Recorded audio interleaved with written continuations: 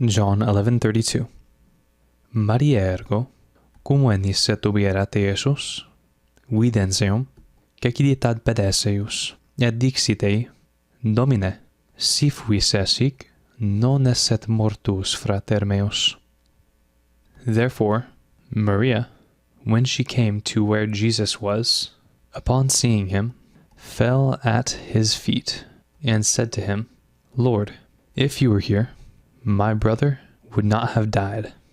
As has been the habit the past few verses, we have our subject to begin with. Our main verb is right over here, cecidit. And intervening between our subject and its verb, we have a temporal clause and a participle construction. As for our temporal clause, cum venisset, due to the sequence of tenses, it is pluperfect, subjunctive. Our main verb is of the perfect tense, and we want to express something that is in the past in relation to our perfect tense verb. So to communicate that, we use the pluperfect tense in the subjunctive with cum clauses.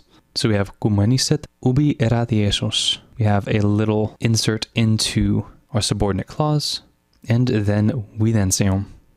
One of the notable deficiencies of Latin structurally is that it lacks a participle in the active voice that communicates perfective aspect.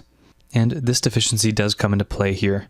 The underlying Greek of the participle does express a completedness. We would probably translate this after having seen him, or having seen him, after she saw him, something along those lines. But our Latin participle expresses time congruent with seeing him and the action of the verb falling at before his feet. Now, the difference between these semantically is very little in this case, but there are other instances where it can make a significant difference, so it's worth pointing out the slight variation. Then we have a second finite verb with Maria as the subject, and an indirect object of ei, and then direct quotation of Mary to Jesus. Domine, si fuisse sic, non esset mortuus frater meus. And then here to end the verse we have this past contrary to fact conditional. Almost verbatim what we had in verse 21. If past contrary to fact conditionals are something you're a little bit rusty on, I highly recommend going and seeing that video for a more full explanation. In short, for past contrary to fact conditionals, both the protasis, which I've underlined in red, and the apodosis, which I've underlined in blue, both take the pluperfect subjunctive.